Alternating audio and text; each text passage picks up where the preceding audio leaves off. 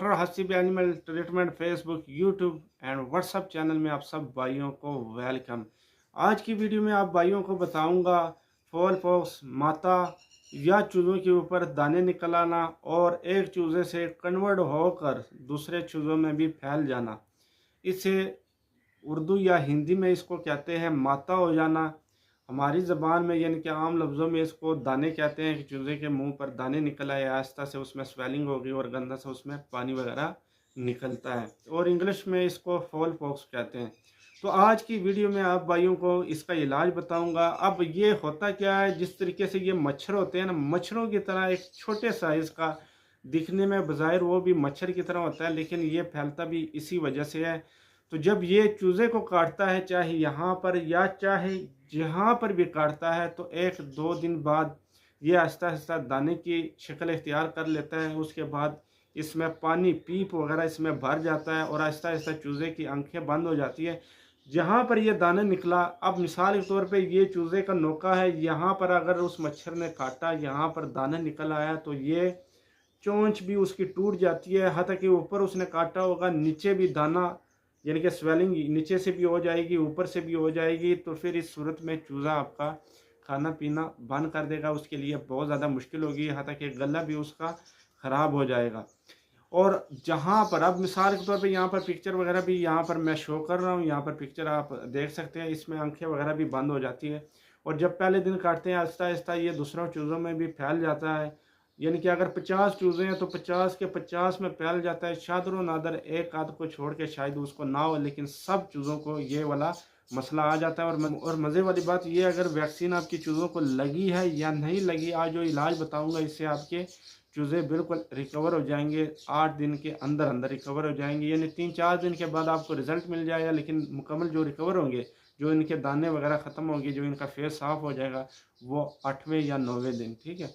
क्योंकि बात जो हकीकत है वही इंसान को बताना चाहिए। तो ये मेरे साथ भी आज से 9-10 साल पहले ये इशू मेरे साथ भी हो चुका है। तो मैं जिन दोस्तों के साथ यानी कि इस चीज़ के बारे में पूछता था कि यार इनका कोई इलाज वगैरह बताएं, या जो भी बड़े यानी कि जो इस शौक़ में काफ़ी अरसा उनका रहा है, जिनका 25-20 साल का तजुर्बा है, जब उनसे भी पूछता था, लेकिन मुझे कुछ ख़ास उसमें रिज़ल्ट नहीं मिला। किसी ने कहा कि पिंकी यूज़ करो और पिंकी का जो पानी है इस तरीके से डिप करो वहाँ पर जहाँ पे दाने खुद ही सेट हो जाएंगे, लेकिन किसी तरीके से उनको फ़र्क नहीं पड़ता था। किसी ने ये नीम के पत्ते सरसों के ऑयल में या दूसरा जो तारा मीरा का तेल होता है उसमें गिरा कर वहाँ पर लगाना, कोई फ़र्क वगैरह इतना ख़ास नहीं आता था। आता कि तारा मीरा तेल किसी भी आटे या किसी भी चीज़ में गिरा कर ये भी खिलाने को कहा, लेकिन फिर भी इस चीज़ से फ़र्क नहीं पड़ता था।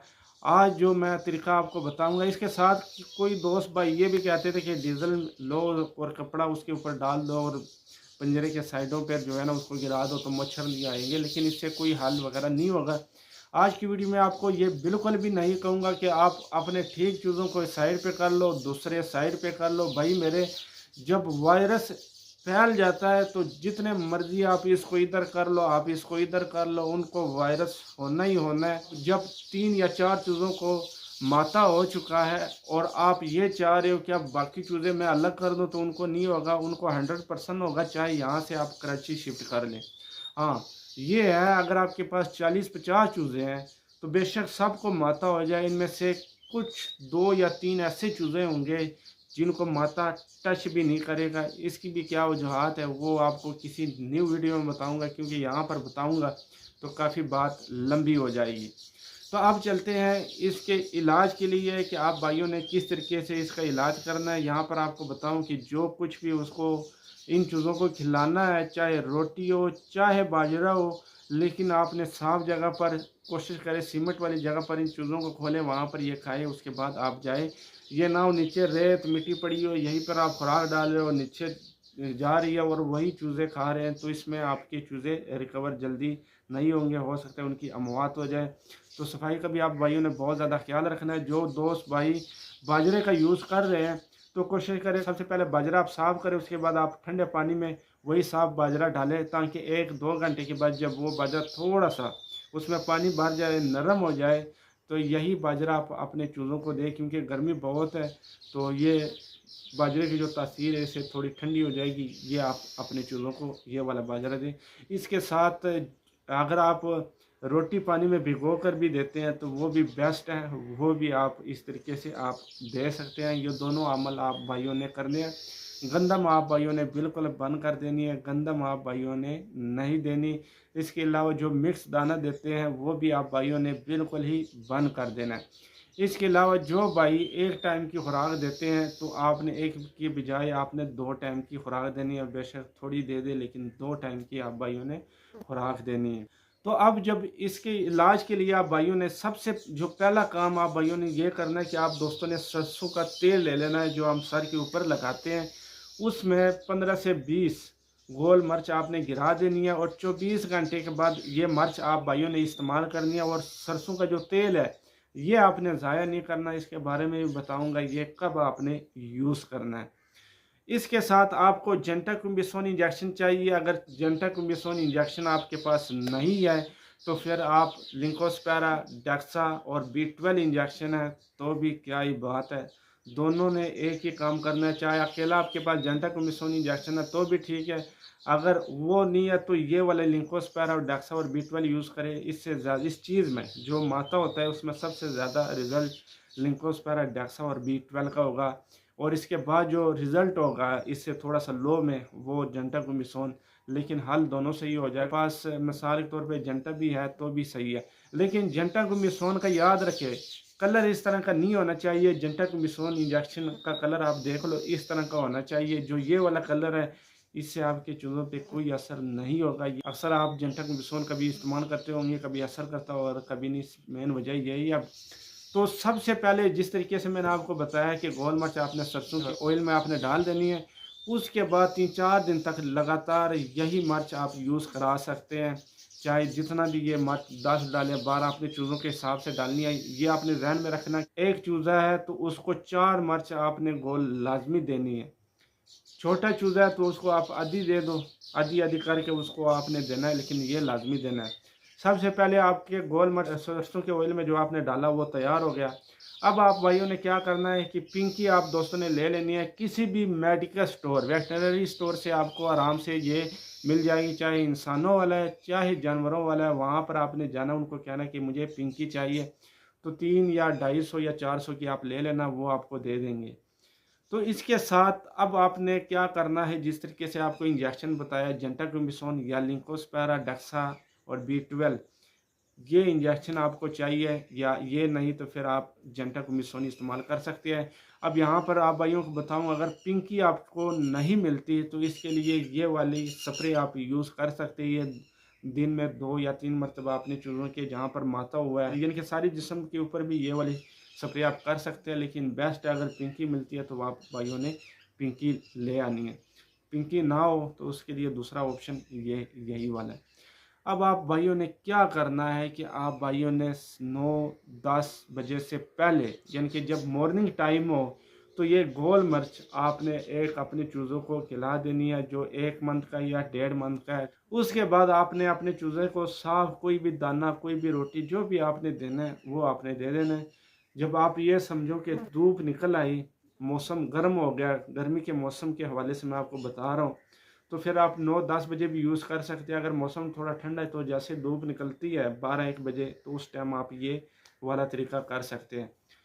अब आपने क्या करना है कि गर्मी है, बहुत ज़्यादा धूप निकली हुई है, तो जैसे 9-10 बजे का टाइम होता है 8 बजे भी ये काम कर सकते हो। 8 बजे भी आजकल धूप अच्छी खासी निकल आती है। तो आपने करना क्या है, अब पुराने ज़माने में जो ये वाली प्यालियाँ इस्तेमाल होती थी, इस प्याली में आपने 2 चम्मच पिंकी आपने डालनी है। अगर ये वाला कप है तो इसमें आपने 1.5 चम्मच डाल देनी है। तो इस हिसाब से एक किस्म का फार्मूला आपको बता रहा हूँ कि पिंकी आपने इतना यूज़ करना है। अब अगर आपके पास चूज़े ज़्यादा हैं आकर, या इतना पानी आप लो, 1 कप का ले लिया, 2 कप, 3 कप, उसी के हिसाब से आपने पिंकी आपने यूज़ कर लेनी है। अब आपने करना क्या है कि 9-10 बजे का जब टाइम हुआ तो आपने अपने चूज़े को इस पानी में मुकम्मल तौर पर आपने नहला देना है। याद रखें कि चूज़े का सांस सू वगैरह बंद ना हो जाए। सबसे पहले अपने जिस्म के ऊपर अच्छे तरीके से इसको डिप करना है, यानी कि ये जो पानी है पिंकी वाला अच्छे तरीके से उसमें नहला देना है। उसके बाद उसकी जो गर्दन है इसी पानी में इसी तरीके से ऊपर नीचे करना है और अपने हाथों से भी कोशिश करें जहाँ पर उसको दाने वगैरह निकले हैं जहाँ पर, तो आंखों पर इस तरह आपने हाथ रखना है, उसके बाद इस तरह डिप करना है। तो जहाँ पर उसको दाने वगैरह निकले हैं तो ये पानी वहीं पर लगाना है 3 से 4 मरतबा। जब सही गीला हो जाए, सही तरीके से ये पानी में यानी कि चूज़ा आपका शावर कर जाए, उसके बाद आपने चूज़े को छोड़ देना है। तो ये आपने 5 से 6 दिन इसी तरीके से आपने पिंकी में नहलाना है।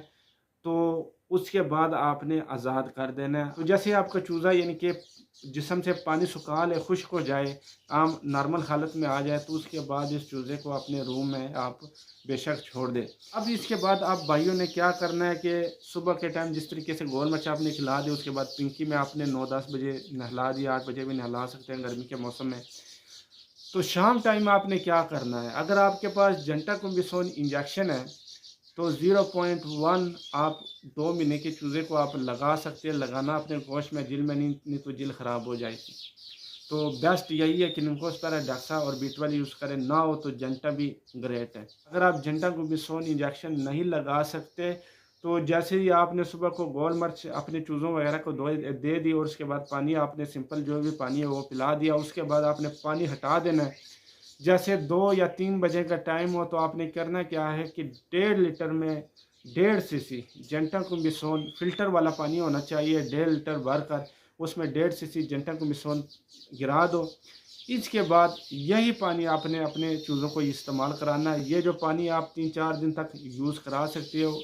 सुबह के टाइम आप दो, सादा पानी दो, जब आपने गोल मिर्च देनी है उस टाइम जेंटाकुम्बिसोन वाला पानी मत दो। लेकिन दोपहर टाइम जो है आपने हमेशा जेंटाकुम्बिसोन वाला पानी अपने चूज़ों को इस्तेमाल कराना है खुराक के बाद।